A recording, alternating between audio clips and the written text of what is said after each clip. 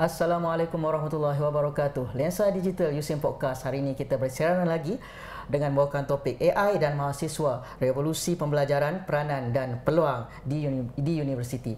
Bersama dengan kita pada hari ini Profesor Dr. Rosalina Abdul Salam, Profesor daripada Fakulti Sains dan juga Teknologi USIM, merupakan seorang expert lah dan juga pakar. Apa khabar, Prof? Alhamdulillah. Okey, kita sebenarnya berbesar hati kerana Prof ni dengarnya sekarang ni kebelakangan ni sangat sibuklah dengan jemputan-jemputan berkongsikan ilmu berkenaan dengan AI yang sememangnya menjadi sesuatu yang begitu fenomena, bukan sekadar di peringkat global, malah dah masuk di peringkat lokal kita ni juga. Di mana-mana saja orang bercakap berkenaan dengan AI. Jadi hari ini kita memfokuskan satu topik yang begitu menarik, kita memfokuskan untuk mahasiswa. Jadi Prof, bagi membukalah topik perbincangan kita pada hari ini, mungkin kita perlu tahu dahulu sebelum kita menyelusuri dengan lebih dalam berkenaan dengan orang kata lanskap dalam mahasiswa, kita nak tahu dulu tentang gambaran keseluruhan AI. Silakan Prof. Okey, baik. Bismillahirrahmanirrahim. Assalamualaikum warahmatullahi wabarakatuh. Pertama sekali terima kasih kepada Encik Faiz dan juga SDEC USIM System Development and Engineering Center USIM atas jemputan pada pagi ini. Seperti yang Encik Faiz maklumkan tadi, AI ni menjadi sebutan kan di mana-mana semenjak ni lah, kebelakangan ni dalam 2-3 tahun ni rasanya di mana-mana disebut AI tu, dan kadang-kadang berlaku sedikit salah tafsir maksudnya kesilapan dalam pemahaman AI itu sendiri. So jadi seperti yang dimaklumkan tadi, sedikitlah perkongsian apa tu sebenarnya AI. So di sini saya kongsikan dalam slide tu a simple info. So sebenarnya AI ni adalah satu teknologi. Sebab kadang-kadang kita dengar AI ni kita nampak ChatGPT, kita tengok AI ni kita nampak mungkin Smart TV dan sebagainya. Benda-benda yang kita nampak tu sebenarnya AI itu sendiri adalah satu teknologi yang mimik ataupun meniru tingkah laku alam semula jadi, kecerdasan alam semula jadi. Tidak semestinya manusia, boleh juga haiwan, tumbuhan, pergerakan molekul dan sebagainya. So jadi teknologi ini direka, dibuat supaya dia belajar sendiri. So dia akan self-learn, dan dia akan evolve dari masa ke semasa. So itu yang kita nampak AI ni macam wow, it's so great, pandainya AI. Sebenarnya kita yang create dia sebegitu teknologi. Ingat tu, dia sebenarnya teknologi. Yang lain tu adalah alat daripada hasil teknologi daripada AI tu. So jadi kalau nak kata AI ni, dia bukanlah satu perkara yang baru. Memanglah kita baru dengar, tetapi bagi kita yang dalam bidang, sebenarnya pada tahun 1955 lagi telah ada istilah artificial intelligence. Daripada 1955 lagi, di mana John McCarthy yang come up with the term tadi, the term AI. Jadi banyak saya pun belum ada lagi ketika tu, maksudnya tak wujud lagi kan. Jadi AI itu bukanlah satu perkara yang baru, dan persidangan pertama telah dilaksanakan pada tahun 1956. Maksudnya pada tahun tu ada, memang dah siap ada persidangan berkenaan dengan AI. Dia coin out the term, kemudian 1956 tu dah ada persidangan. Tapi ketika tu sangat simple lah. AI dia mungkin dia punya teknologi tu agak lama. Maksudnya tapi dah ada dia punya falsafah dia sendiri, di mana yang kita kata tadi teknologi yang akan self learn berdasarkan alam semula jadi, mimik tadi tu. Jadi bukanlah satu perkara baru Cuma bila ada, itulah sebab bila ada ChatGPT dan bila mana hardware pun dah boleh capable untuk kita gunakan teknologi tadi, maka dia menjadi dia evolve dalam pada tahun lately ni, dalam 20-an ni makin cepat ya.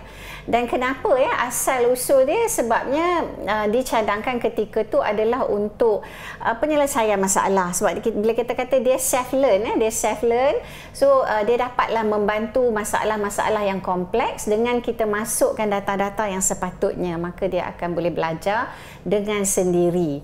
Tapi berdasarkan algoritma lah ya, dan dia boleh dilaksanakan 24 jam. Jadi bayangkan kalau kita ada sekarang ni alat-alat AI kita tu 24 hours kita boleh gunakan ya. Okey, so dan juga di mana, dan buat masa sekarang ni tahun 2024 ni di mana-mana sajalah ya. Kalau ada yang kat tangan dah ada smartwatch, kalau TV dah smart TV, okey, yang tools ni tak terkira lah banyaknya ya. Dan bagaimana yang seperti saya sebut tadi, data dan juga algoritma lah ya.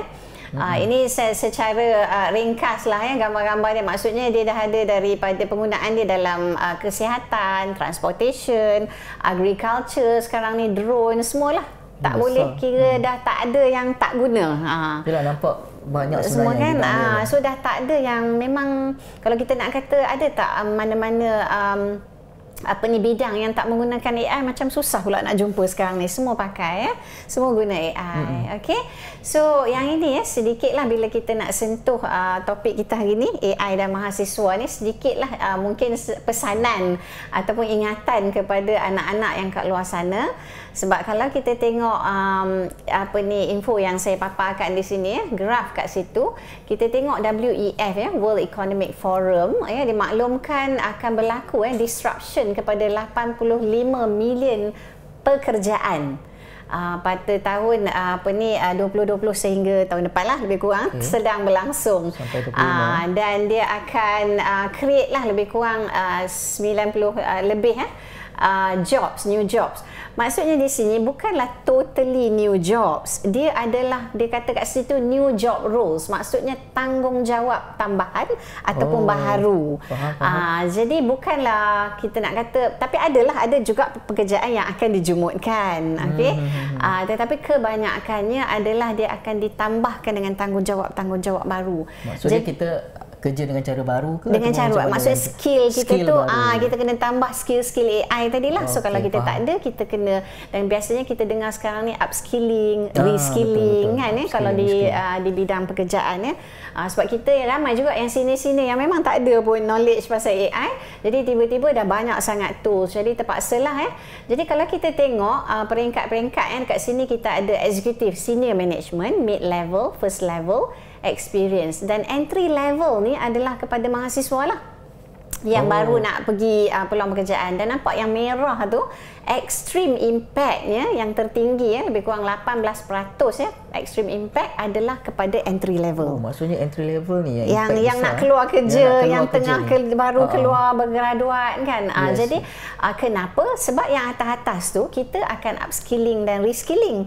Tapi bagi pelajar yang ataupun mahasiswa yang keluar, kita beranggapan dia dah ada dalam knowledge tu. Kalau dia tak ada, maka masalah lah.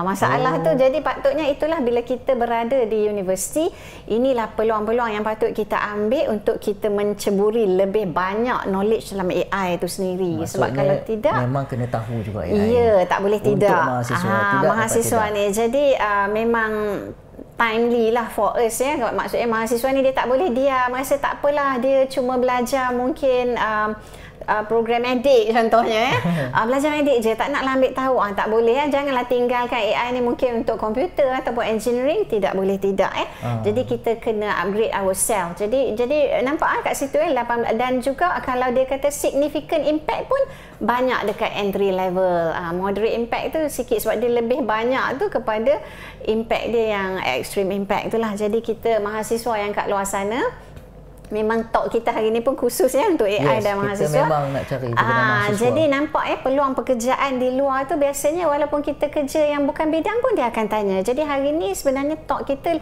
lebih kepada pengguna. Mahasiswa sebagai pengguna, sebab kalau tidak dia akan jadi yang create kan, yang mencipta dalam biasa sains komputer, bidang-bidang engineering mungkin dia mencipta, tapi hari ni kita lebih nak membahaskan kepada pengguna lah So satu lagi adalah berkenaan yang ini saya suka jugalah nak kongsi sebab satu graf yang diletakkan di mana dia nak bezakan human performance dan juga dengan AI. Tapi tak ada masalah sebenarnya. Kalau kita tengok di situ yang kosong tu, yang level kosong tu adalah level average performance of the manusia. Manusia. Jadi yang dah terlepas atas tu adalah AI lah yang menggunakan. So kita tengok reading comprehension AI lebih baik daripada kita lah. Tepi tu kan. And then image recognition juga AI lebih baik. Tapi tak ada pun, benda ni bukanlah benda baru. Kalau contohnya calculator kan, calculator kalau kita rasa kita dengan calculator cepat je calculator mengira kan. Jadi kalau human performance tu kosong, calculator tinggi. So sama juga AI sekarang ni, setengah perkara tu dia dah melangkau ya, dah melangkau human performance. Okey, cuma yang bahagian mungkin predictive reasoning tu kita nampak dia lebih kurang sama level, tapi semua sama ada sama atau lebih daripada manusia. Jadi itu sebabnya kita kena bekerjasama lah dengan alat-alat AI dan juga teknologi AI ni. Kita tak boleh larilah daripada perkara segitu. So saya rasa itulah lebih sedikit lah mungkin mukadimah, dan kita harap ya dari segi pemakaian istilah AI tu berhati-hatilah, sebab semua benda kita nak kata AI. Kadang-kadang benda yang tidak pun berdasarkan teknologi tadi pun kita claim jadi AI. Jadi kita harap mahasiswa kita bila dia keluar di sana, dia pandai membawa diri dengan knowledge AI itu sendiri. Jadi Prof, terima kasih atas gambaran. Saya nampak gambaran yang keseluruhan yang sangat signifikan lah. Dan hari ini jangan kita salah gunalah istilah AI itu. Kerana AI ini bila kita boleh prompt sikit pun ataupun pakai ChatGPT, kita dah kata kita dah AI kan. Hakikatnya mungkin jauh lebih daripada itulah. Daripada gambaran-gambaran tadi, kita mungkin nak tengok daripada aspek revolusi pembelajaran. Maksud AI ini impact ataupun yang memberi dalam aspek revolusi terhadap pembelajaran. Mungkin Prof boleh kupas terusnya, silakan. Terima kasih Cik Faiz ya. So sedikit perkongsian sebenarnya kalau kita nak kata AI, sebelum kita cakap pasal AI tu kita tengok transformasi digital dalam pendidikan ni. Sebenarnya era 1990-an kan kita dah ada internet ketika tu. Jadi sebenarnya dalam pendidikan penggunaan digital ni bukanlah perkara yang baru. Dan kemudian terus tahun 2000 tu kita dah ada learning management system, LMS, MOOC mungkin benda-benda ni mahasiswa bukanlah perkara yang baru kita juga sebagai pendidik. Kemudian pada tahun 2010 tu kita dah ada banyak apps kan dalam phone kita, dah ada mobile phone kita dah ada apps anak-anak di sekolah pun dah pakai, apatah lagi pelajar-pelajar universiti. Kemudian dalam fasa 2010 hingga 2020-an tu sebab berlakunya COVID-19, maka dia punya pergerakan tu very exponential. Dia jadi macam sangat laju. Sangat laju.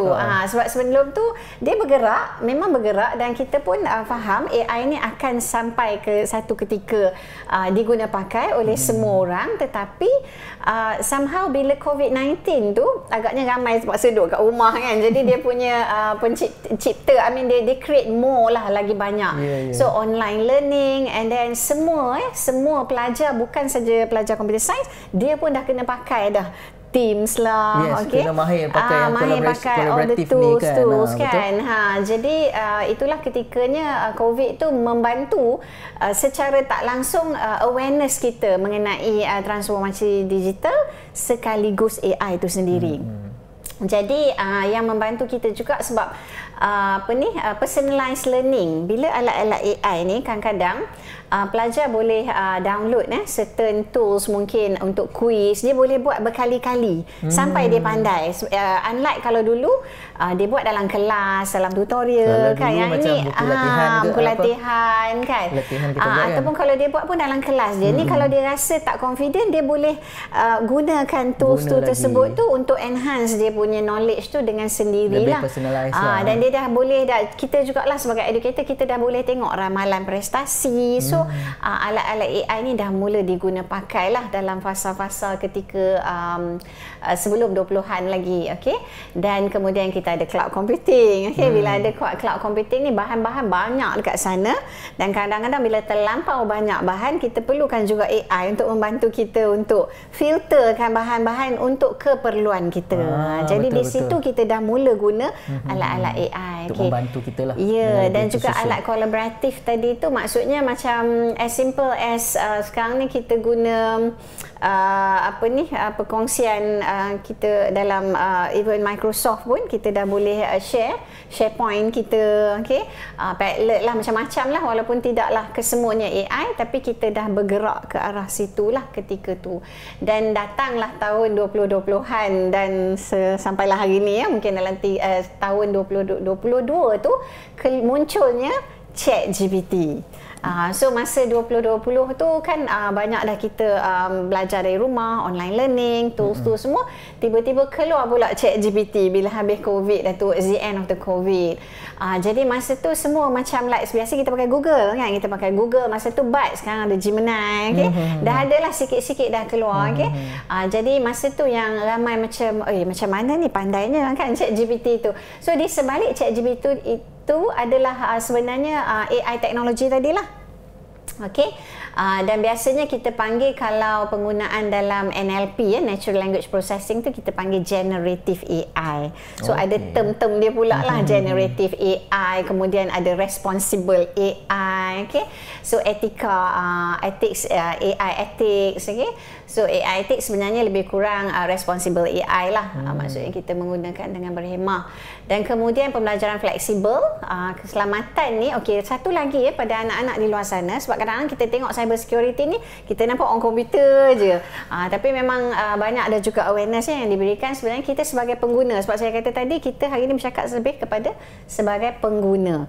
Jadi kita kena adalah awareness about security tadi tu kan. Macam mana penggunaan dia, macam mana kita nak protect ourselves supaya tidak berlaku lah perkara-perkara yang tidak diingini. Dan juga data kita, privacy, bila orang minta dan sebagainya, kita kena faham lah apa sebenarnya cyber security dan juga privacy ni. Dan akhir sekali adalah etika.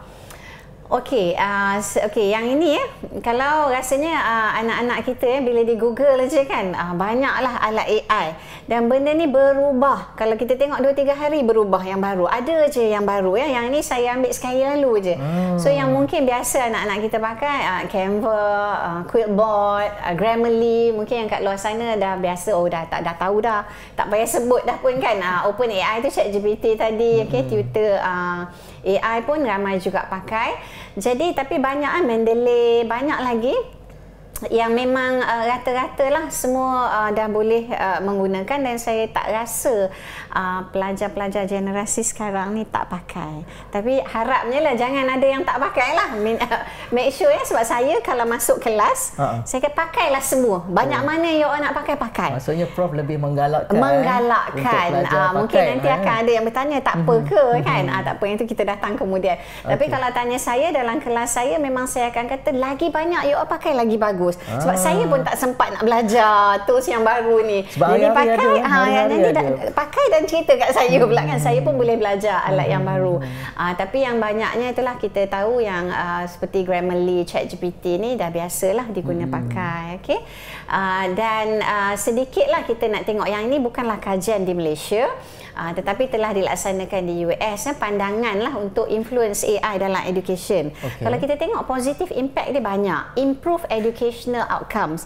Mana tidaknya sebab dia pakai tools tadi, dia pun dah boleh improve diri dia di rumah. Tapi kena rajin lah, bukannya guna handphone tengok TikTok yang biasa-biasa kan. Maksudnya kita akan guna tools yang sepatutnya membantu kita. Jadi kena lebih rajin explore. Jadi kita tengok adalah penambahan improve dalam educational outcome. So survey ini menunjukkan ada peningkatan dan positif daripada pendidik. Tetapi ada juga concern di mana plagiarism ataupun plagiat dan cheating. Yang itu yang kadang kita kata macam mana ya anak-anak kita ni bila kita kata pakai semua dia duk meniru je, dia dah tak nak fikir kan. Itu macam mana yang itu kejap lagi kita tengok kan. Sebab tu kita tengok juga benda-benda tu. Tapi yang ini memang ada kerisauan dan pelajar pun patut risau sebenarnya bila isu-isu plagiat ni ditimbulkan ya. Tetapi dia bagi saya peluang tu boleh digunakan lah. Dah ada, tak pakai pun rugi, pakai sajalah. Okay? So itu sedikit sebanyaklah mengenai transformasi digital sampailah ke era AI hari ni ya, di mana perkara-perkara sebegini keluarlah, okay, isu-isu sebegini. Jadi pada tahun inilah maksudnya bila tengok tahun ke tahun tu memangnya semakin hebatlah, semakin gempaklah AI. Kita ada sediakan satu video kita ambil daripada TikTok juga untuk kita kongsi bersama untuk lihat bagaimana AI digunakan dalam kalangan mahasiswa. Silakan.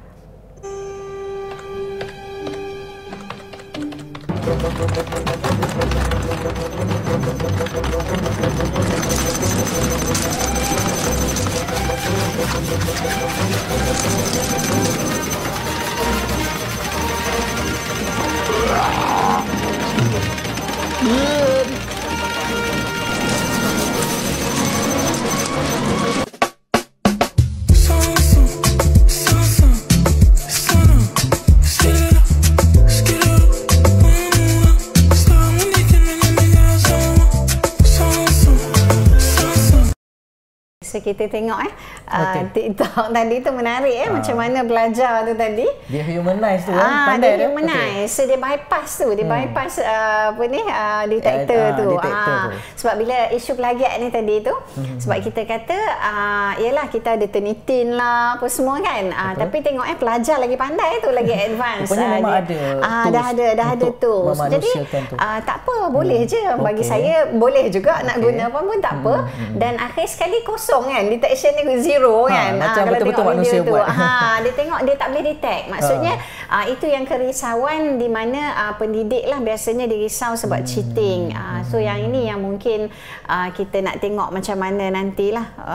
Okay, in the next one lah mungkin Encik Faiz ada. Okey, kita mungkin Prof nak ke slide seterusnya berkenaan dengan peranan dan peluang kepada mahasiswa. Kita akan ada soalan selepas ni daripada penonton kita. Kita ada penonton pada hari ini. Dan sebelum tu mungkin penonton boleh penonton di secara atas talian juga boleh lihat dulu apakah peluang kepada mahasiswa untuk untuk dalam bidang AI ni lah. Silakan Prof. Okey, terima kasih. Kita pergi ke slide dulu sebelum kita membuka pada persoalan. Silakan. Okey, baik. Okey, sebab tadi kita kata AI ni membantu dalam sesi pembelajaran kita, dan juga kita kata AI tadi tu kerisauan oleh pendidik ni mengenai plagiat lah. Dan kita tengok pula TikTok tadi dalam TikTok belajar ni pun dia main TikTok, tengok senangnya ada bypass pula boleh kan GPT bypass. Kalau sebelum ni dia tak tahu, hari ni dia rasa senang dah guna bypass and then humanize. Jadi ayat-ayat dia bukanlah lagi ayat-ayat ChatGPT. Jadi kalau kita nak pakai tadi, bila saya kata peluang ni maksudnya jangan lepaskan peluang tu. Alat tu banyak, gunalah. Tapi guna tu maksudnya bila kita menggunakan bukanlah kita mengguna terus directly dia yang buat semua. Sepatutnya maka kita tidak akan belajar. Jadi mahasiswa ni yang itu yang nanti kita akan tengok macam mana peranan pula lah. So kalau dari segi peluang, alat AI memang dapat membantu, dan salah satunya feedback lah, immediate feedback. Kita buat soalan, dia bagi kat kita personalized learning tadi itulah. Okay? Dan akses kita kepada bahan pembelajaran bila kita kata tadi cloud computing semua tu telah ada sangat mudah.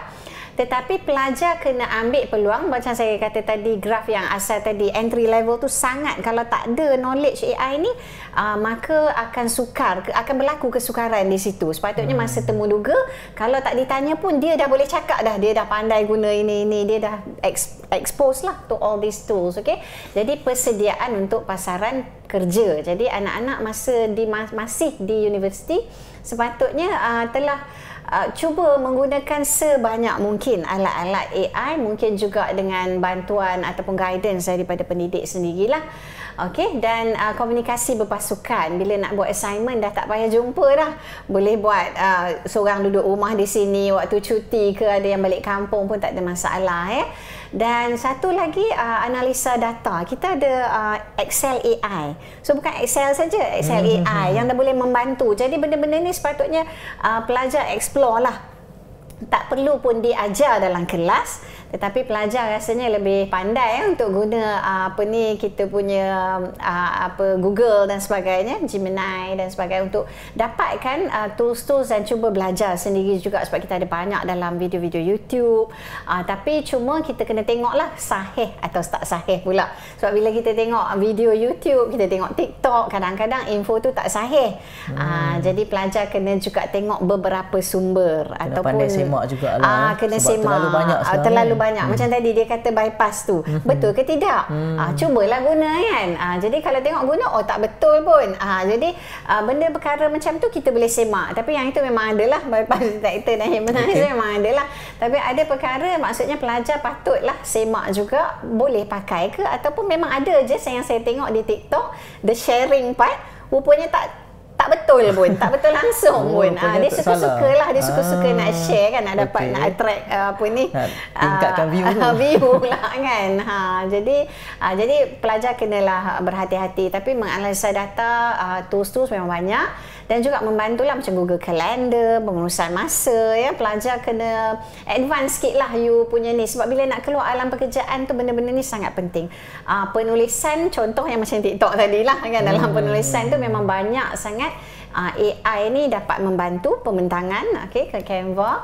Dan satu lagi, banyak juga gamifikasi yang ada yang mana pelajar-pelajar ni, anak-anak ni boleh explore dan guna untuk improvekan dia punya kefahaman pelajaran. Lebih interesting lah, tak bosan. Jadi itulah peluang ni jangan dilepaskan. Yang ni yang saya cakap ni kepada pengguna pengguna. Jadi bukan saja bidang komputer, engineering, pada semua anak-anak, termasuklah pengajian Islam, semua sastra dan sebagainya. Okey. So yang ini bila kita cakap peranan, bila kita kata tadi ambillah segala peluang yang ada. Lihatlah dalam YouTube, dalam TikTok dengan bijaksana So kat bawah sekali, pengguna yang bijaksana. Jadilah pengguna yang bijaksana. Okey, etika AI ataupun sekarang ni banyak disebut sebagai responsible AI ni, tidak boleh tidaklah kita kena ambil tahu Dan tadi penggunaan tadi positif dan bertanggungjawab. Macam pelajar tadi, kalau dia tak faham apa, dia bagi tajuk, terus ChatGPT buat, kemudian dia gunakan bypass pula detector, dia humanize, dia hantar macam tu. Dia sendiri tak faham benda. Jadi dia rugi. Dia yang tak faham. Satu lagi, memanglah pendidik pun kita kata sekarang ni dah assessment kita dah tak boleh lah macam tu. Kenalah berubah supaya lebih banyak interaksi di mana pelajar tu, jadi kita tahu memang yang ni dah memang dia pakai, walaupun kita tengok dalam detektor kita kosong kan, tapi dia tak dapat nak explain. Maka kita pun dua-dua lah pelajar tadi peranan, pendidik pun ada juga peranan. Cuma hari ni khusus kepada mahasiswa lah Jadi mestilah berhemah, dan balance up. Balance tadi guna tak salah, tapi guna dengan pemahaman yang kita patut faham lah apa yang kita belajar tadi kan. Biar proses pembelajaran tu berlaku. Bukan ada usul-usul tipu helah tu yang last kali tak faham apa kan. Elak penipuan ni pula. Elak penipuan akademik tadi kita kata, yang plagiat tadi tu. Elak. Dan yang kat bawah tu perlu ada penghargaan. Dia tak ada masalah sebenarnya. Kita nanti mungkin kita akan sentuh sikit pada guideline sebab guideline kena lebih terperinci di peringkat universiti, sangat penting. Dan pelajar ni bila dia masuk dalam kelas, awal-awal sesi macam saya sendiri, saya kata pakailah. Jadi maksudnya bila dia pakai dan saya tahu dia pakai, saya takkan penalize dia. Tapi semak juga sama ada kursus yang awak masuk tu dibenarkan atau tidak. Sebab mungkin ada pensyarah yang memang dah kata dah awal-awal jangan guna. Maka pastikanlah, sebab kita maksud tu itu adalah guideline pensyarah tersebut. Jangan guna alat apa-apa. Tapi bagi saya guna, tetapi penghargaan tu acknowledge lah. Kita semak kita punya ni guna Grammarly. tulis jadi sebab lah bila kan. pensyarah pun perfect sangat grammar dia kan. Hebat dah ni, pandai betul kan menulis. Tak salah, kita pun tahu sebab konten tu daripada dia. Sebab kita pun boleh hantar proofread dan sebagainya kan. Jadi tidak salah lah bagi saya. Dan satu lagi, selalu juga ditanya sebelum mungkin ada soalan nanti, tak apa ke nak pakai? Okey, satu yang saya suka bangkitkan di sini, kalau dulu sebelum ada ChatGPT, sebelum ada Jenny semua ni, kita akan balik kepada pensyarah. Kita akan pergi tanya pensyarah. Mungkin minta pandangan pensyarah. Jadi kita berjumpa bersemuka dengan pensyarah, ataupun kadang-kadang kita soal pada senior kita. Itu juga adalah pandangan. Adakah itu plagiat? Persoalan saya di sini, adakah itu plagiat? Hari ini saya tanya Faiz. Faiz juga background IT juga kan. Saya tanya, Faiz bagi satu pandangan kepada saya dan saya nak gunakan itu mungkin dalam penulisan saya. Tapi idea tadi saya dapat sikit daripada Cik Faiz. Tapi saya mungkin mengolah dia secara lain. Begitu juga apa yang ChatGPT bagi dekat kita. Apa yang berlaku dengan ChatGPT itu macam itulah proses dia. Dia macam seorang guru lah, AI tutor juga kepada kita. Cumanya kita kena bijak sebab ada kalanya guru tu pun salah. Guru ChatGPT tu ataupun kena semak juga. Kena semak juga. Jadi Google lah cari bahan-bahan. Sama juga kadang-kadang kita jumpa orang, kita tanya, mungkin orang tu bagi pandangan yang berbeza. Pensyarah pun kadang-kadang pensyarah A, pensyarah B bagi pandangan yang berbeza. Tapi kita sebagai pelajar dia, kita kena deduce lah. Kita deduce benda tu, kemudian kita baru keluar kerja kita. Bukan direct. Jadi walaupun begitu, kalau rasa perlu penghargaan tadi, maklumkan kat situ. Ini adalah hasil daripada idea ChatGPT contohnya. Tetapi berhati-hati, yang itu nanti kita akan tengok sedikit lah contoh-contoh. Dan privacy tadi dan keselamatan tu kena selalu peka.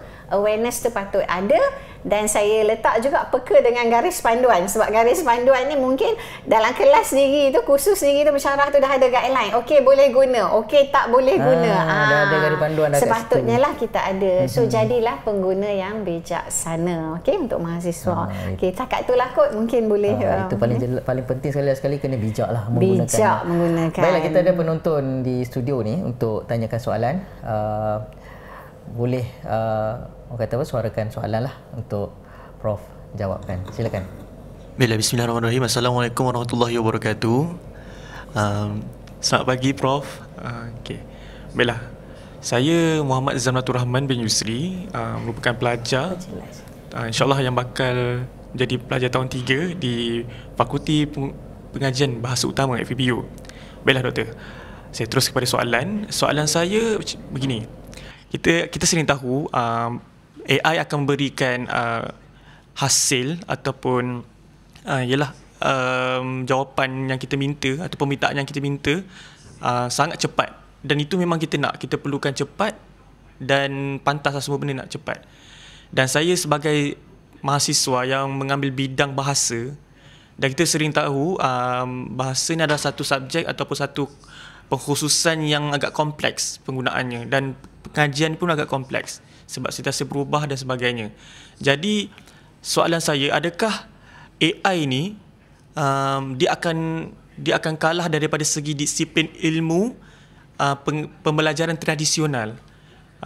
Sebab kita sendiri tahu kalau bahasa ni, kalau kita belajar secara tradisi lebih baik dan kualitinya lebih baik berbanding kalau kita menggunakan AI. Kerana terkadang disebabkan nak mendapatkan hasil yang sangat cepat tu, AI ni akan melanggar disiplin ilmu bahasa itu. Saya tak kata semua, tapi kadang-kadang lah kan. So jadi soalannya, adakah dia akan membunuh ataupun mengganggu disiplin ilmu bahasa itu, yang pertama.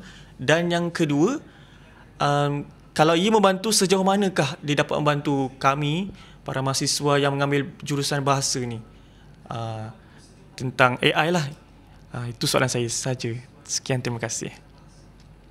Terima kasih atas soalan tersebut sebab ni dalam bidang bahasa kan jadi kalau tengok yang tadi graf yang kita tunjuk tadi kalau kita paparkan kalau reading comprehension lah, bukanlah direct kepada bahasa, tetapi ada juga kat situ language understanding.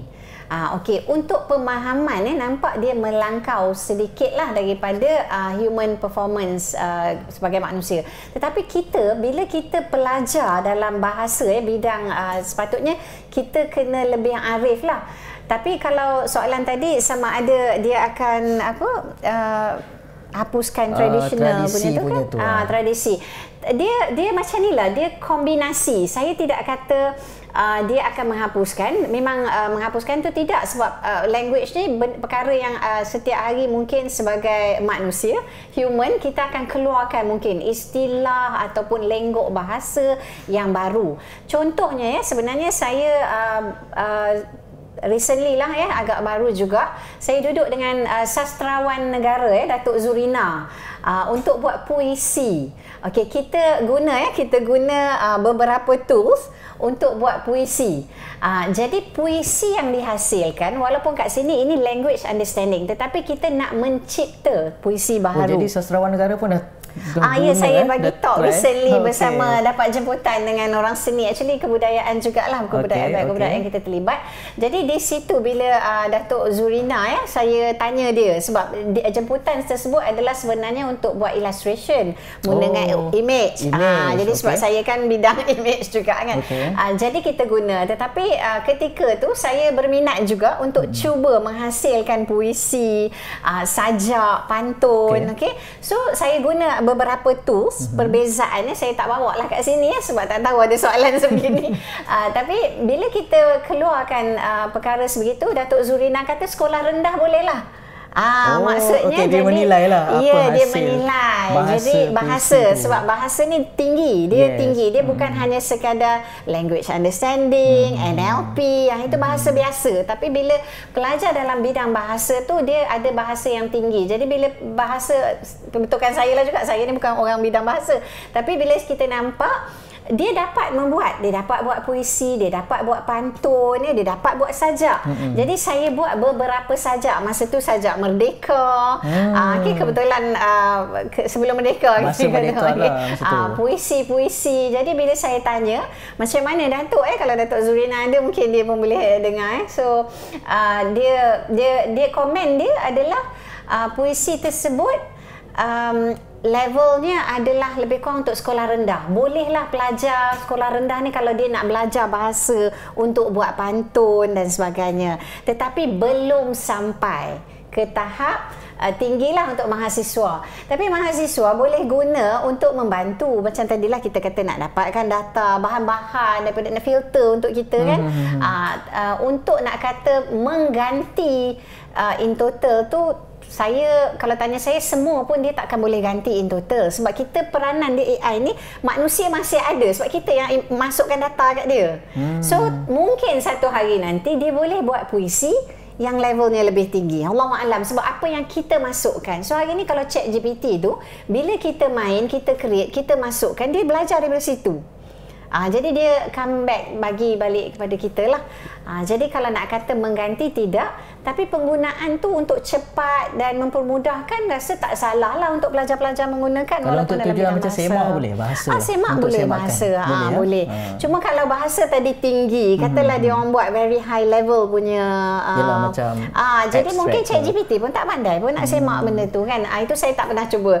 Tapi yang saya pernah cuba tu pantun, puisi, sajak saya pernah cuba. Mungkin kalau yang macam bahasa lah, mungkin bahasa Melayu mungkin kena ada pakar juga terlibat untuk dalam algoritma tu, data yang nak masuk kan, untuk membantu menjadikan dia lebih ni lah. Menjawab ke soalannya adik-anak yang tadi? Ada lagi soalan ataupun sekiranya dah menjawab, alhamdulillah. Ada satu lagi soalan. Silakan kepada penonton kita untuk soalan yang seterusnya. Assalamualaikum warahmatullahi wabarakatuh. Profesor Dr. Rosalinda, saya Uni Isyirah binti Rasid daripada Fakulti Ekonomi dan Muamalat, kos Accountancy. Di sini saya ingin mengajukan soalan seperti AI adalah artificial intelligence yang seperti contoh Bing, ChatGPT dan Quillbot. Dan yang kita tahu ChatGPT ni kita boleh digunakan untuk semua mahasiswa seperti online. Kita jadikan ChatGPT ni seperti online guru untuk kita buat rujukan, buat assignment.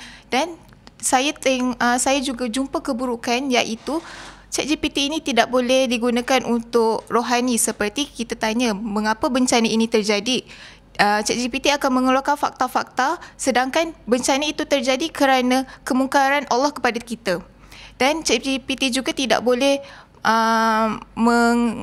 mengatakan roh alam lain. Macam kita kan ada macam Allah yang satu, alam gaib dikatakan.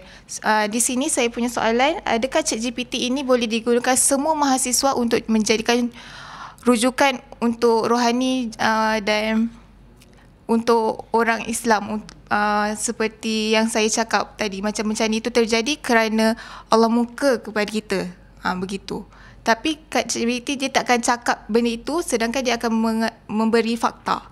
Okey, itu saja daripada saya. Assalamualaikum warahmatullahi wabarakatuh. Okey, baik. Okey, mendalam soalannya. Okey, mendalam soalannya. Silakan. Okey, sebenarnya slide saya yang akhir tu ada sikit yang mengenai hati, hati, jantung hati. Tapi tak apa. Soalan tadi, sebab tadi saya ada maklumkan, sebab ChatGPT ni tak semua sahih kan. Tidak semua apa yang diberikan tu adalah tepat. Sebab tu kita perlukan juga bahan-bahan lain, rujukan lain. Jadi kalau cuma tadi saya ingatkan soalan mengenai accounting, seronok juga saya nak touch sebab belajar PAM sebab sebenarnya saya juga bagi talk kepada ACCA punya ni recently, maksudnya banyak kegunaan untuk ni. Kalau bandingkan dengan bahasa tadi, ada kesukaran di situ sebab AI belum mencapai tahap tinggi di situ, tetapi untuk accounting agak meluas agak meluas dan dia banyak dah boleh override a lot of pekerjaan yang sekarang. Basic tanggungjawab yang basic tu. Okey. Tapi bila bercakap pasal rohani ni, 10 tahun sudah kalau anak-anak saya ni kalau dia ingat lagi masa tu dia masih 10 tahun sudah, belum lagi kita ada ni. Saya telah sebut bila satu hari nanti bila kita ada, sebab kita memang dalam bidang ni kita dah nampak dah perkara sebegini akan berlaku. Apa yang saya kata, satu hari nanti akan ada robot, macam contohnya ni ChatGPT lah, bahan dia lah yang kita masuk dalam robot. So semua agama akan ada dengan dia. Maksudnya dia akan ada juga Christianity, Hinduism, Islamic, sebab dia dapat semua. Jadi bila saya kata kalau ada, ibu nak belilah robot tu untuk kat rumah. Lepas tu kita kata, tapi cuma masalah dia macam tadi bila tanya pasal rohani, kerisauan saya maklumkan anak saya tu pun sekolah alamin masa ketika tu. Saya kata tapi risaulah nanti dia ajar, ibu pergi kerja dia mengajar pula Christianity ke apa, sebab dia ada knowledge tu. Dia ada data tu. Jadi kita prompt benda yang mungkin dia faham macam tu. Dia cerita pasal Bible pula ke, kalau pasal Quran. Jadi benda tu kita tak boleh halang sebab konten dia ada semua. Jadi cumanya kalau nak kata nak membantu dari segi rohani tu, kita lah kena create konten tu. Konten tu kena ada. Dan sekarang apa yang berlaku adalah konten yang sedia ada. Dia akan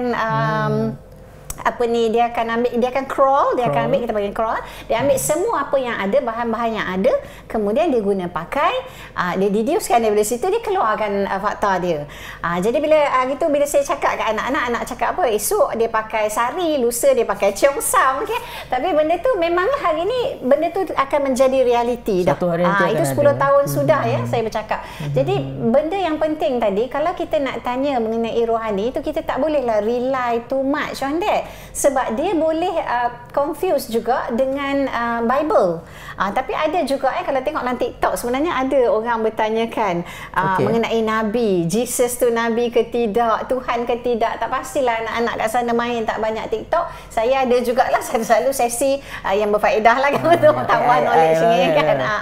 Jadi adalah yang dia menjawab memang Jesus tu adalah Nabi. Jadi dia sebab dia dapat daripada data tu.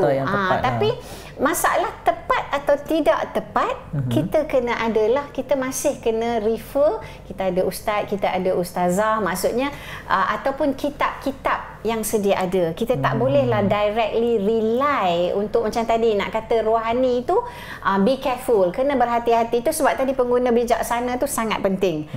Sebab kita boleh dapat, macam dia kata dia bagi fakta, daripada situ kita nampak fakta tu nak suit ke tidak, sebab nak mengatakan benda tu mungkar tak mungkar gitu, dia kalau dia bagi pun mungkin dia boleh bagi akan datang dia boleh bagi, tapi ketepatan data ataupun hasil tu tidaklah. Kita tak bolehlah mendewakan atau menjadikan dia tu sebagai Tuhan pula. Maksudnya kita rely too much on the content tadi. Itu kita kena berhati-hati, sebab tu kita itulah bijaksana tu sangat penting.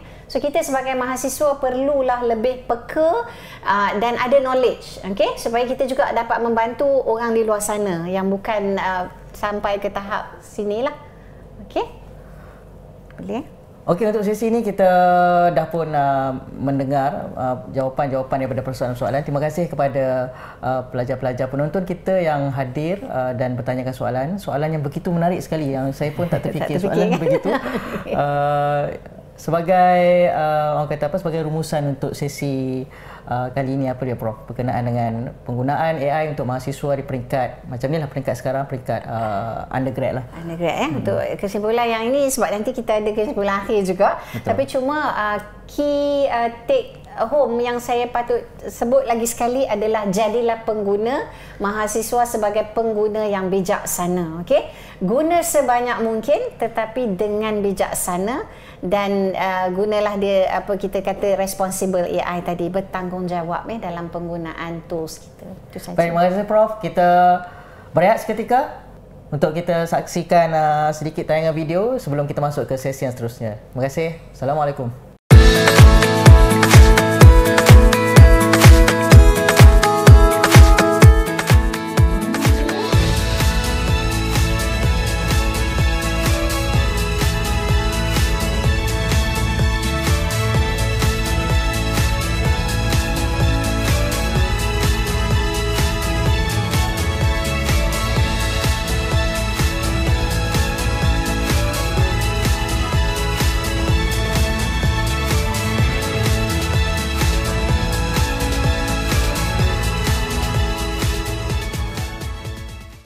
Assalamualaikum warahmatullahi wabarakatuh. Lensa Digital USIM Podcast bertemu lagi.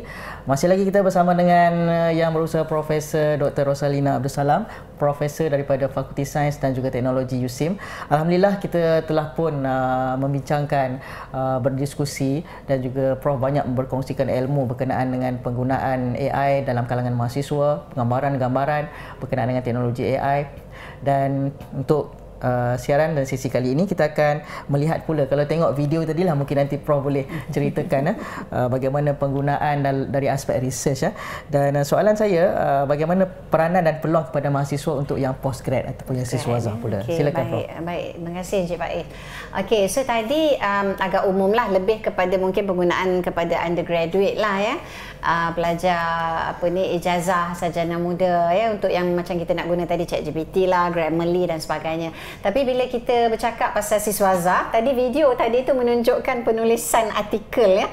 Dia menggunakan Jenny ya. Jenny ni adalah tools yang lebih tepat lah berbanding ChatGPT. So kalau anak-anak undergraduate pun dah boleh guna sebenarnya Jenny ni. So jadi kalau tadi bila saya letak juga kalau tengok slide ni, yang dipaparkan di sini slide ni, kalau kita tengok ni ada banyak juga, cuma sedikitlah perbezaan. Ada juga overlap dengan yang tadi untuk undergraduate, tetapi untuk siswazah kita tahu ya, kebanyakan pelajar siswazah ni penekanan dia lebih kepada penulisan disertasi, tesis ya, dan juga publication. So jadi antara yang mungkin ya, pada pandangan saya lah, kebanyakannya lebih mudah kalau kita gunakan Perplexity ataupun Jenny tadilah. So tadi dia tunjuk ya, Jenny tadi macam mana dia tunjuk dengan dapatkan references. ChatGPT ni references dia selalu tak betul. Okay, mostly tak betul. Dan Jenny lebih memberikan kepada kita lebih mudah dan lebih jelas, reading, writing lebih tepat untuk dan mempercepatkanlah untuk proses penulisan kita, sama ada untuk artikel, jurnal ataupun disertasi dan juga tesis. Dapat membantu kita lah nak buat literature review, nak buat background study. Okay? Jadi kalau pelajar-pelajar siswazah di luar sana, cubalah masuk Jenny ni. Cuma dia ada sikit limitation, bila ni ada words number of words per day tu ada. Kalau subscribe lebih banyak lah, dia punya ni lah, kena subscribe. Tapi kalau tak subscribe pun boleh dah cuba-cuba lah. Boleh nak kata nak guna banyak tu tak boleh lah kan. Tapi boleh lah guna sikit-sikit. Tapi maksudnya kalau ni boleh lah berjinak-jinak tengok yang ini lebih boleh dicuba. Lebih pada pandangan saya lebih tepat lah daripada ChatGPT tu sendiri ya. Lebih more into the academic punya ni lah. Sebab tu reading, writing, referencing lah sekali dia boleh bantu. Satu lagi juga adalah Perplexity untuk buat literature review dan sebagainya. So ini antara alat-alat yang perkongsian ya. Tapi bila kita bercakap tadi mengenai etika ya, mengenai walaupun untuk undergraduate, yang ini ya, bila kita nak publish, tadi saya sebut kita kenalah acknowledge, dan kita mestilah memahami kita punya guideline kat situ, sama ada guideline tu membenarkan atau tidak. Jadi bila kita kata pengguna bijaksana ni, jangan kita kata boleh pakai tu, Prof. Rosalinda kata pakai sebanyak-banyak mana, memang pakai, guna. Tetapi bila kita nak menggunakan, macam kita kata tadi nak hantar assignment, pensyarah kita benarkan tidak, dalam kursus tu membenarkan tidak, universiti membenarkan tidak. Kalau membenarkan, macam mana caranya pula? Jadi contohnya di sini saya bagi untuk kita nak buat penulisan. Elsevier ni biasalah, rata-rata semua orang suka nak publish kan. Jadi nampak tak kat situ dia dah bagi dah guideline for authors. Kalau tengok kat situ untuk reviewer pun ada. Untuk reviewer. Jadi jangan kita tak baca. Sebab dia kadang-kadang kita pun yang senior-senior macam kita dah take for granted, dah biasa review, kita tak baca dah pun, padahal dah ada. Jadi itu yang kita kata awareness, kepekaan kita kena tinggi. Apa yang kita nak buat sekarang ni, tengok dulu jurnal ni benarkan ke tidak. So kalau kita tengok di sini, dia tulis, saya gariskan merah kat situ, dia kata these technologies should only be used to improve readability and language of the work. Dia dah jelas dia bagi situ. Jadi tapi tak bolehlah guna pula kalau data kan. Ada juga yang macam yang itu tidak beretika lah, menggunakan AI untuk generate data. Dia boleh juga. Tapi tak boleh lah betul sebab lah. it's not real walaupun punya nampak data. Mungkin macam nampak macam cantik. Dia generate data, dia buat dalam Excel, nampak cantik dah, tapi bukan data yang real. Jadi data memang tidak boleh lah untuk kita, etiknya sebagai seorang pelajar undergraduate atau ni memang tidaklah, data tidak boleh. Tapi kalau kita nak tengok, nak buat comparison, mungkin suka-suka tu tak ada masalah. Tapi untuk guna untuk dalam kita punya akademik ni tak betul lah, memang salah ya. Jadi tapi dia dah jelas kat sini. Jadi maksudnya even idea dan sebagainya kita kena be careful lah kalau kita tak boleh nak guna, And then dia kata the authors are because AI can generate authoritative sounding output that can be incorrect. Macam kita kata tadi, ChatGPT boleh aja bagi yang tak sahih. Jadi kalau kita nak kata, kita acknowledge benda ni datang dari ChatGPT, tapi kita tak ChatGPT tapi kita tak semak, ataupun Jenny tapi kita tak semak. Macam Jenny tadi memang bagus, agak tepat, tapi kita kenalah juga semak. Kita kena tengok balik jugalah kan. Jadi authors should disclose in their manuscript the use of AI and AI assisted technology. Jadi bila kita nak publish, mesti swasta ni lah, sebab saya rasa ramai siswa ni kadang nak publish je. Dia tak tengok apa-apa guideline yang ada kat situ Jadi sama juga kepada pendidik lah. Yang ini University Newcastle University. Dia pun dah ada jelas. Mungkin di Malaysia kita dalam proses ke arah ni lah akan lebih jelas. So jadi dia kata how do you acknowledge? So kata tadi guna Grammarly ke ataupun guna ChatGPT ke Jenny ke, tak ada salah pun, sebab macam kalau kelas saya, you nak guna, you bagi tahu je apa you guna. Saya membenarkan. Jadi tak ada masalah. So a brief explanation of what you use the tool for. For example, you memang guna untuk gather information. Untuk apa kan? Untuk apa. Jadi kita benar. Macam tadi Elsevier dia tak benarkan setengah, dia kata cuma untuk readability je. Jadi untuk universiti boleh. Kalau saya pun saya benarkan, pakailah. Jadi tapi you kena bijak untuk analyse balik apa yang you dapat. Jadi bila you nak analyse, you kena juga rujuk buku-buku, reference yang betul lah dan tepat. So you kena juga senaraikan a list of the AI tools yang guna. Ini guideline daripada Newcastle University lah, bukan di USIM ataupun mungkin some of the university di Malaysia dah ada lah. Name the AI technologies and summarize how you have used them. Lagi dia nak lebih detail lah. I acknowledge the use of so and then how dia guna. Jadi Newcastle University dah bagi dah detail acknowledgement macam mana. Jadi kalau you buat assignment, kat bawah tu acknowledge lah. Kalau kita menulis paper ke apa pun, acknowledge lah. Jadi sekarang ni walaupun di peringkat universiti, kalau kita buat conference ke apa, sepatutnya kita adalah guideline sebegini. Kalau tidak, kita tak. Jadi kalau dia pakai, dia tak acknowledge pun tak salah, sebab kita pun tak ada guideline. Sebab tak ada panduan tu kan. Jadi panduan tu pun penting jugalah dari pihak pemberi tadi So, satu lagi, okey, yang ini juga saya rasa nak juga saya sentuh lah pada ini etik. berkenaan dengan etika. Etika, okay, ya. Mungkin kita boleh sikit. terus kupas lah berkenaan dengan etika penggunaan alat-alat AI. Alat-alat sikit tadi pun kita dah sebut juga. Okey, dah sebut sedikit. Okey, sorry. Okey, macam mana kita nak acknowledge ni, maksudnya etik jugalah kita kena acknowledge. So di Malaysia sebenarnya dah ada national guidelines on AI governance ni lah and ethics So kalau tengok bahagian yang part A tu, kalau boleh nampak kat slide tu, part A adalah National Guidelines for End Users of AI. Jadi yang ini pun kita sebagai mahasiswa ni kenalah tahu dah ada National Guideline. Pernah baca ke tidak? Tak pernah baca. Eloklah cuba berjinak lah. Tak baca semua tak apa, bacalah sebagai end user, pengguna yang tadi. Okey, yang berkaitan. Kemudian kita ada juga KPT pula. KPT pun dah keluarkan teknologi kecerdasan buatan generatif KBG dalam penggunaan pengajaran dan pembelajaran Jadi maksudnya pelajar pun kenalah juga aware kalau tak ada boleh je download Google dapat boleh download. Okey, kalau nak saya pun boleh bagi berkongsi So dan di sini kalau kita tengok antara tanggungjawabnya adalah tanggungjawab pelajar. Yang ni KPT maksudnya kat Malaysia semualah mahasiswa kena ikutlah memastikan kesahihan hasilan maklumat yang dijana oleh KBG. Maksudnya yang tadilah pakai Jenny ke apa, you kena pasti you are responsible about what you pakai. Tadi katalah kita membenarkan you pakai, jadi you kena bertanggungjawab lah.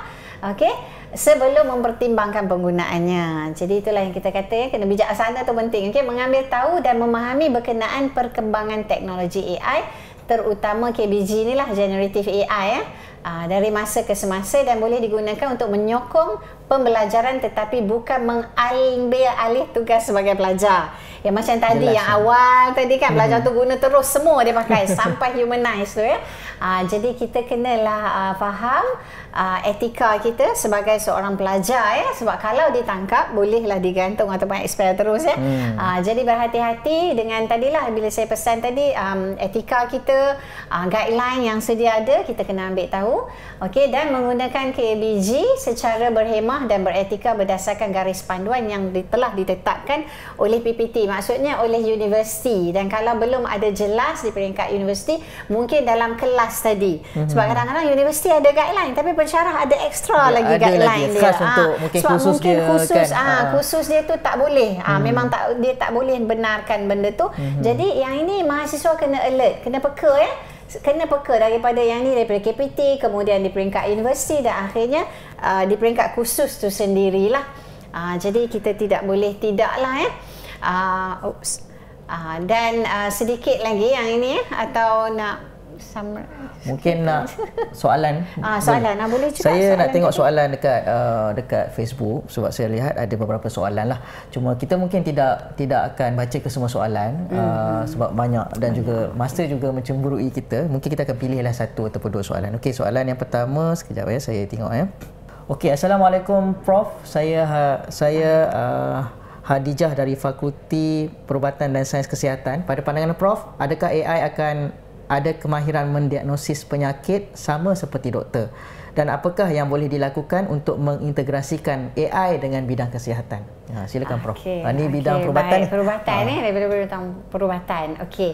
Antaranya soalan yang bagus sebab memang AI ni dah diguna pakai juga untuk diagnosis Diagnosis ni sebab kalau persoalan dia boleh ke tidak, sebab dia bergantung kepada parameter yang kita masuk. Sebab contoh kalau kita nak diagnosis contohlah COVID-19 tapi kalau kita dah ada semua parameter tu dan parameter tu dimasukkan dah, jadi bila ada patient yang ada simptom dan sebegitu kita masukkan dia dah, sebab kita dah tadi kita dah bagi penting tu parameter tadi dan learning tadi dia digunakan maksudnya sebab kita kata tadi kan self improve, data tu penting. Kita dah ada algoritma, kita ada data, so data-data mengenai model base lah. Kadang-kadang biasanya kalau dalam health ni kita guna model base dah ada ataupun cases Cases yang lepas-lepas tu based on benda dah ada dah. berlaku. Jadi dia simpulkan ini adalah sekian-sekian. Okey.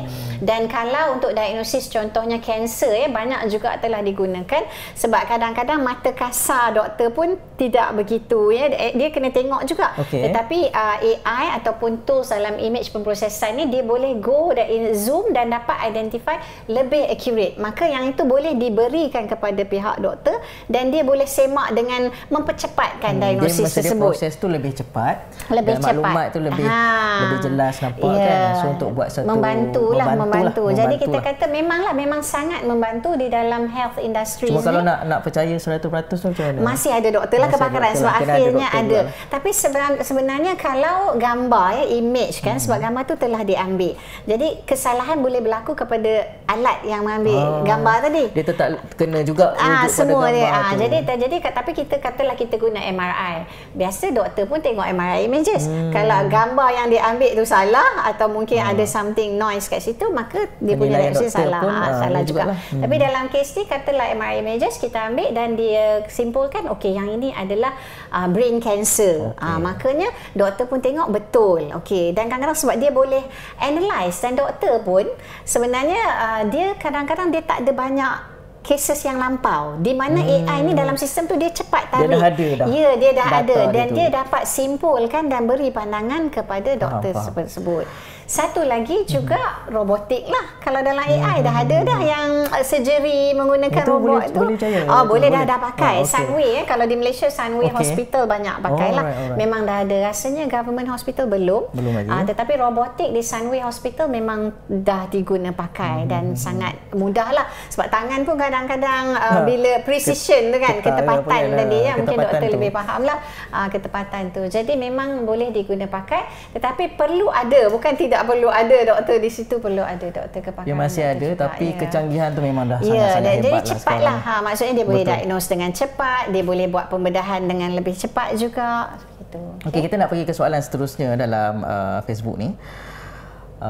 Sekejap saya tengok ada satu lagi soalan. Boleh. Assalamualaikum warahmatullahi wabarakatuh. Saya merupakan pelajar IT sekarang, kebanyakan platform banyak dibantu oleh AI. Adakah kerja IT akan datang ni akan diambil alih oleh AI? Oleh saudara Zaim. Okey. Macam mana tu Prof? Ada mungkin ada ketakutan lah, kerisauan lah kan. Ya, betul. Hilang kerja macam mana ni kan? Betul lah sebab IT sekarang ni kan kita tengok source code dia boleh generate kan. Tu mungkinlah antara kerisauan tadi. Betul. Dia macam saya kata awal-awal tadilah, bidang kerjaya ni ada yang akan jumut, tapi ada yang tanggungjawab dia bertambah. So jadi kalau bidang IT ni, kalau dululah kita lah zaman saya, zaman Faiz lebih muda lah sikit kan kita kena type kod. Kalau zaman saya pakai COBOL semua tu kita kena tulis sendiri. Sekarang kita duduk je dia bagi source code kat kita. Tapi jadi dia tanggungjawab ataupun role kita tadi berubah. Maksudnya kita dah ada source code tu, kita kena menilai lah source code tu boleh run atau tidak, betul atau tidak. Jadi dia nak kata hilang pekerjaan tu tapi akan berkurangan.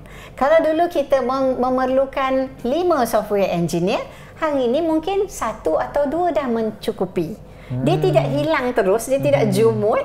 Jadi kerisauan tu kalau ada, patutlah juga ada sedikit. Sebab tu kita kata bila ada kerisauan tu, kita kena upgrade lah diri kita.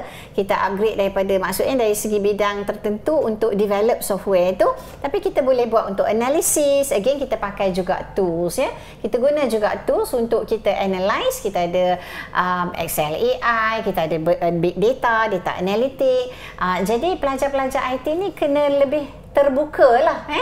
Kalau dulu memang kita programmer tu akan affected sedikit lah, banyak juga saya boleh kata. Sebab kalau dulu kita perlukan mungkin sebulan, 2 bulan untuk generate kod, tapi sekarang ni kod tu dan ketepatan dia agak baik lah. Saya dah guna sendiri. Prof tengok memang jadi memang jadi. Source code sangat mudah, memang betul dan tepat. Cuma prompt kita. Jadi tadi yang pelajar IT kita tadi, kalau you tak pandai, you tak tahu langsung programming, you tak reti juga nak tulis prompt. Betul tak? Jadi bidang IT itu masih diperlukan. Knowledge tu cuma kena ada. berubah dari segi knowledge tu. Macam mana sekarang, sebab you dah pandai dah, you boleh buat software, tapi dia boleh buat, tapi sekarang ni dia boleh buat much better than what you used to do. Katalah dulu kita boleh buat sikit aja, sekarang ni you boleh suruh dia buat lebih banyak, tapi balik kepada diri you yang buat prompt tadi. Kita tahu cara nak tanya tu, ataupun step-step apa kita nak suruh dia buat kan. Prompting tu. Jadi itulah harapnya menjawab. Maksudnya akan ada sedikit pengurangan, tidaklah penjumudan in total, tetapi kita sebagai pakar IT lah, maksudnya kita kena pandai juga pakai alat-alat tadi, prompting kita. Jadi kalau hari ni bos kita kata buat software tu, kalau biasa sebulan, 2 hari dah siap dah, dengan canggih pula kan. Itulah dia kan. So sebenarnya itu satu peluang juga sebenarnya, peluang untuk kita tambah baik. Kita mungkin boleh fokus pada tanggungjawab lain lah kan. Okey, baiklah, saya rasa semoga menjawab persoalan tadi. InsyaAllah untuk Facebook banyak lagi soalan-soalan, nanti mungkin kita boleh jawablah secara kita type lah komen tu Prof. Okey, baiklah, kita teruskan tadi dengan slide yang seterusnya. Mengupas lagi kesimpulan lah berkenaan dengan kita nak simpulkan, rangkumkan keseluruhannya. Silakan Prof. Okay, terima kasih. So kita dah dekat ujung-ujung lah kita dah tengok dah tadi peluang peluang kepada semua mahasiswa, tak kira undergraduate ataupun postgraduate, dan juga peranan tu jangan lupa bijaksana tu. Okey, cumanya yang tak berapa ni, ingat Wall-E lama dah sebenarnya, early 90s Wall-E ni kan, cerita ni dah ada. Masa tu tak ada pun AI secanggih sekarang kan, tapi dia dah ada, dan cerita tu menunjukkan kebergantungan kepada teknologi. Sebab tu AI ni bukan benda baru, dah ada dah orang yang dah faham dah benda ni akan berlaku dan sebagainya, dan boleh berlaku lah. Dan kita panggil sindrom Wall-E ni kemudaratan kesihatan lah, duduk malas, duduk scroll aja kan, duduk apa pun tak nak buat kan, even manual pun orang lain tolong summarize kan. Memanglah sekarang ni paper pun dia boleh summarize untuk kita, tak payah bergerak, tak payah pergi library, tak payah cari buku and then yang pentingnya tidak ada interaksi bersama manusia, sebab dia bercakap dengan dia punya gadget aja. Tengok skrin je kan. Yang ini kita sebagai mahasiswa kenalah juga bersemuka dengan rakan-rakan. Sosial kita tu bukanlah di social media sahaja, okey. Kita kena bersemuka macam ni jugalah berjumpa dan bertanya, okey, untuk enhance lah supaya mengelakkan sindrom Wall-E. Di sini adalah saya senaraikan lebih kurang kebaikan dan juga keburukan antaranya tadi kita kata kebergantungan, okey. Komunikasi berpasukan ni memang bagus, alhamdulillah, sebab ada alat kolaboratif tadi. Tapi dia cabaran dia punya interaction, social interaction tu dah hilang sebab dia duk collaborate dalam menggunakan alat tadi, alat tu je. Dia ni share yang itu, orang ni share. Jadi kadang-kadang nak bercakap tu pun dah tak pandai dah, komunikasi dari segi percakapan sebab duk type gitu perkongsian tu banyak sebegitulah. Jadi ada kebaikan dan keburukan. Sebenarnya semua perkara pun ada kebaikan dan keburukan lah dan semudahlah sekarang ni nak dapat akses bahan-bahan, tapi kebimbangan etika tadilah, macam kita kata penggunaan alat tadi, dan mudah, ringkas dan cepat. Tadi ada juga pelajar cakap kan, pelajar memang nak mudah cepat, memang betul, tetapi to certain extent lah dia boleh ni jadi, dan kita nak kekurangan kreativiti tadi tu. Jadi kalau kita kata kita guna dia buat puisi, kita rasa dah okey dah, tak kenalah pelajar mahasiswa, rupanya yang itu pelajar tadika je kot kan. Sekolah rendah je kan. Jadi kreativiti kita teruslah kena enhance lah and then yang ini yang pasal lemak lombalah segera ni, immediate feedback, sebab kita guna AI tutor macam tu kan, kita buat quiz ke apa, kita boleh improve kan, berkali-kali kita buat lagi, kita dapat feedback yang kita tak bagus dan sebagainya. Dan tapi keburukan dia bagaimana pula yang mungkin di pendalaman yang tak dapat akses tu lah kan. Jadi infrastruktur semua tu penting lah dan of course lah untuk pembelajaran sepanjang hayat yang ni lebih juga bukan saja kepada mahasiswa dan seterusnya saya sukalah sebut pasal augmented education. Memang kita bercakap pasal pelajar hari ni, sebenarnya gabungan sinergi, kita kena synergize lah dari segi pendidik.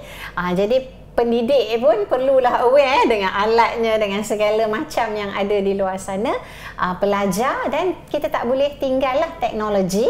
Teknologi ni antaranya yang macam itulah robot dalam gambar tu, ada robot kat situ ya. Infrastruktur memanglah kita persediaan biasanya dekat universiti insya-Allah, dan reka bentuk kurikulum. Sebab kurikulum macam saya kata tadi, kalau kita bagi essay je, dia bagilah macam tu kat kita. Sepatutnya dari segi assessment dan sebagainya bolehlah mula mengubahlah cara kita. Jadi kita kena lihat secara holistik lah perkara ni ya. So kita panggil augmented education. Augmented education ya. Okey. Saya suka that term. Okey.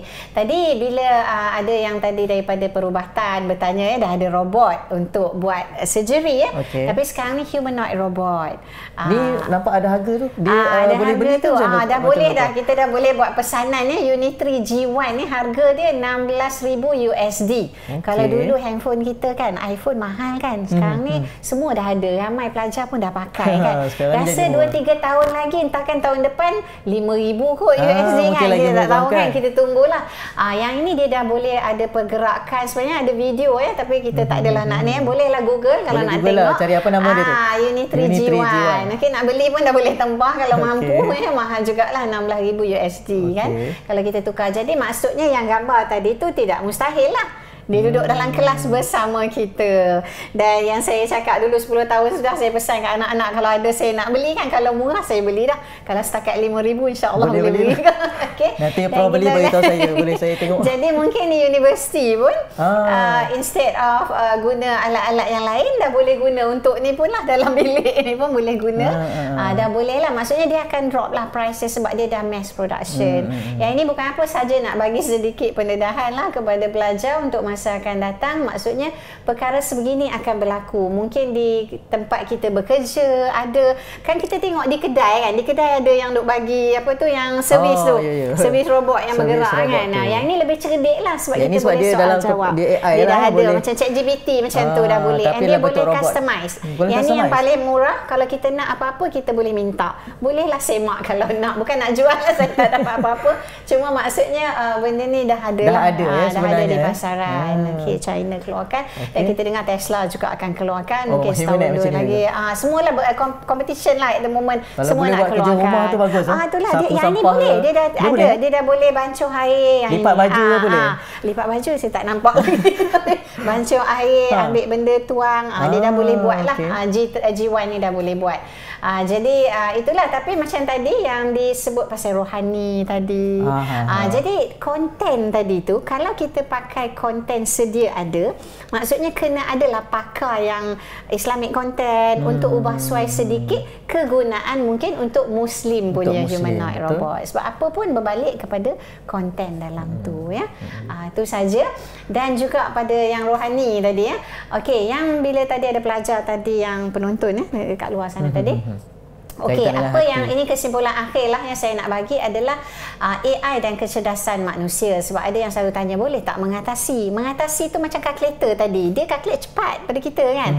Ada juga tadi yang kita kata language understanding, dia lagi cepat sebab kita nak baca lama ni. Dia baca zas sekali je. Dia baca kan, dia pick up laju tapi apa yang berlaku, yang robot tu dia direct kepada cloud ataupun kita panggil awan lah ya. Dia data dia di situ dan prosesan tu berlaku di situ.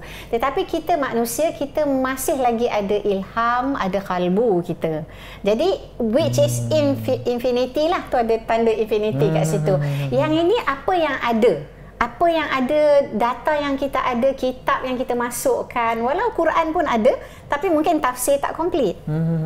Jadi apa saja yang ada dia akan baca. Ada Bible, ada Quran, data yang ada yang dah digitalizekan, yang mana dah didigitizekan, dia akan dapatlah, maksudnya dengan akses yang terbuka lah, open kan, yang mana open lah. Kalau data yang memang restricted dia tak boleh akses.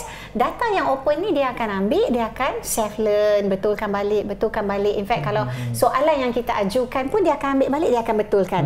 Kan kadang-kadang ChatGPT ni dia bagi silap. Saya kadang-kadang tegur, ini salah, tak ada pun benda ni berlaku. Minta maaf, dan kemudian dia bagi balik. Sebab apa? Sebab dia pergi rujuk balik. Ini salah lah. Sebab dia check balik. Sebab dia dah ada algoritma di situ. Jadi dia akan pergi tengok balik, cari pula bahan sebab dia kata, orang ni kata salah. So kita yang bagi tahu kata salah dekat situ.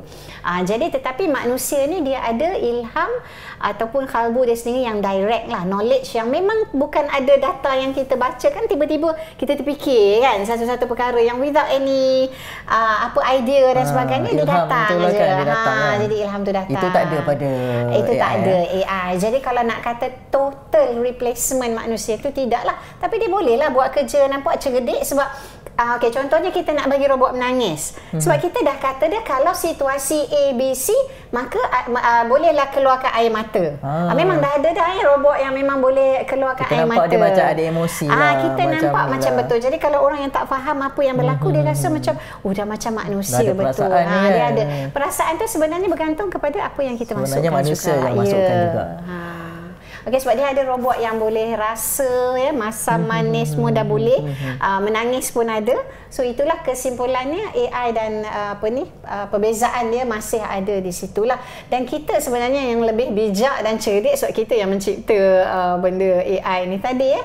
Jadi input dia semua bergantung balik kepada diri kita sendiri. Cuma kita perlulah berhemah dalam penggunaan AI ni. Cuma dari segi kesan dia kebaikan keburukannya di mana semua benda ada ya. Apa saja yang ada akan ada keburukan, akan ada kebaikan. Jadi kita lah, that's why responsible AI itu sangat penting.